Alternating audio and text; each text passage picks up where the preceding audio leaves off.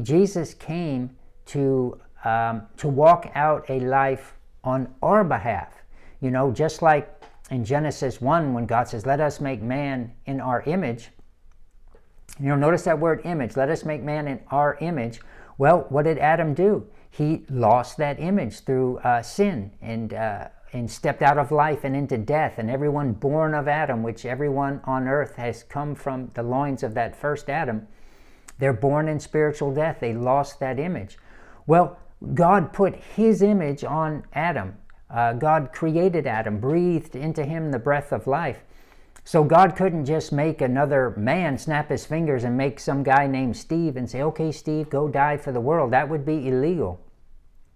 This Bible is a solid contract, and just like corporations, they have teams of lawyers to go through documents, this thick, to make sure absolutely every contingency is covered in a contract. I read a few months ago about there was, I don't know if I guess it was two business entities who entered a contract, and in the contract it was, I think it came down to the difference of the word in or the word of. In other words, they said if litigation comes about between our companies, that it has to be only solved by a court in North Carolina.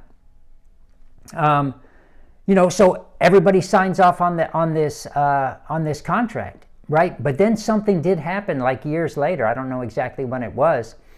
So they say, hey, but we have in our contract that this has to be taken care of only by a state court in North Carolina, because we said only a court in North Carolina. But what the other side said was, no, the contract only says a court in North Carolina. And of course, we have federal government, national government courts in North Carolina. So it's not the state of North Carolina, it's the federal government, but their courthouse is in North Carolina.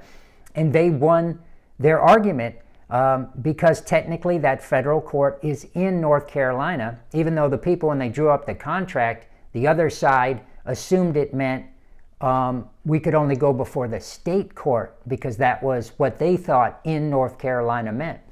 So the point I'm making is contracts are poured over by lawyers to make sure every I is dotted, every T crossed, and to make sure those words like in and of, they all mean what they mean. So when God came to redeem man, it had to be all perfectly legal.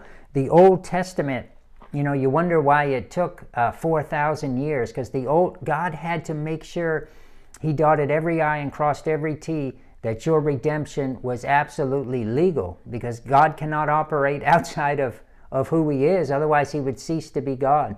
So it had to be perfect. So when God came to get you and I back, he couldn't legally just create another guy and say, hey, you go die for the world.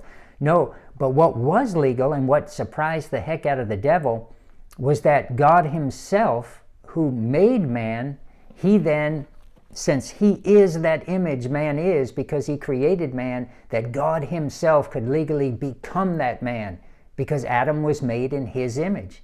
So the prototype image of man is God himself. Not that God is man, but God created man. He is the image of that man. So he could legally then become a man and die for the sins of the world, because he could legally become a man, but being not born of Adam, he was not tainted by spiritual death. So therefore, he could come and be the perfect sacrifice. And the Old Testament fulfilled when Jesus rose from the dead. It's this perfect contract. So your victory is assured.